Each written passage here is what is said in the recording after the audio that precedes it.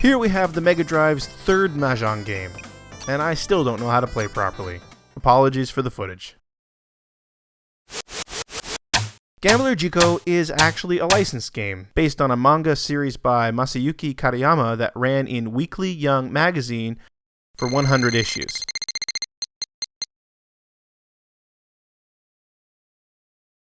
It's centered on Doujou, a pro gambler and chain smoker with amazing luck and a strong skill in Mahjong. As the series wore on, Doujou would take on various guest characters in matches, some of whom would eventually become series regulars.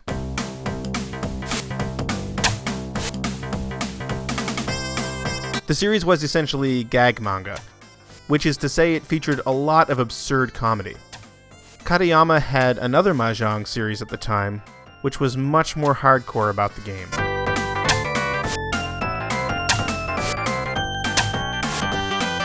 Katayama seems to be a Mahjong fanatic. The Japanese entry on Wikipedia says he was a member of the manga club while studying at Meiji University, but spent more time playing Mahjong than drawing. Most of the series in his decades-long career have been focused on the game.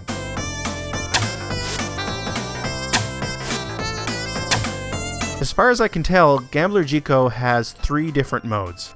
A free play mode where you decide which of the series' many characters you want to play against. A story mode that I can only assume is related to some of the events in the series.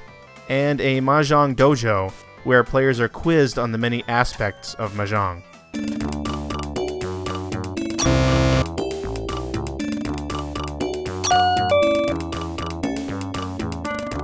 Katayama's series was quite prolific.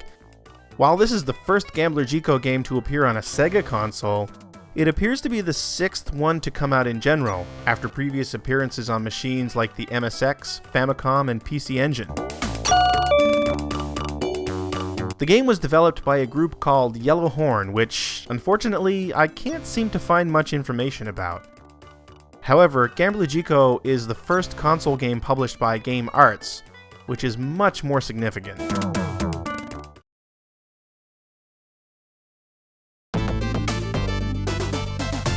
Founded in March of 1985 by brothers Takeshi and Yoichi Miyagi, Game Arts traces its roots all the way back to the University of Tokyo Microcomputer Club. Members of this group, which at one point were under contract to create games for Taito, none of which were published by the way, ended up working at ASCII's second division in the early 1980s. According to interviews in John Suspeniak's Untold History of Japanese Game Developers Volume 1, it was here that members of what would eventually become Game Arts crossed paths with Mitsuhiro Matsuda.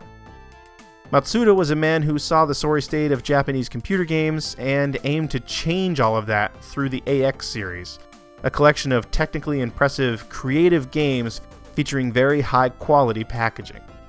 The group of groundbreaking programmers and designers wanted to take advantage of the upcoming PC-88 computer standard, and so broke off to form Game Arts. One of the co-founders of this new studio was also Matsuda himself, and he brought with him his vision of high-quality, technically impressive games.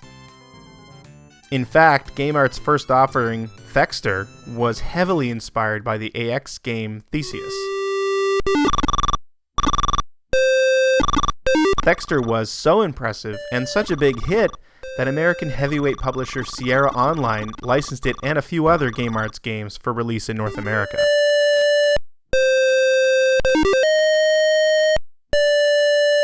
Game Arts games were just really impressive for the time. Sylphid, its third game, is a fully 3D shooter with some fantastic music.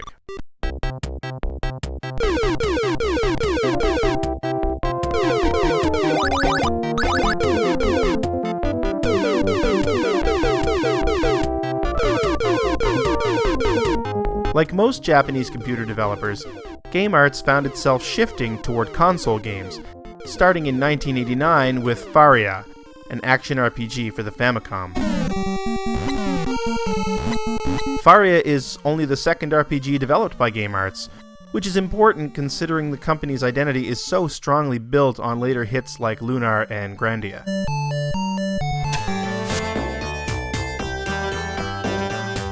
Gambler Jiko on the Mega Drive represents Game Art's first stab at being a console publisher, and kicked off a long relationship with Sega, as Game Arts would stick to publishing and developing games almost exclusively for Sega hardware over the next 8 years.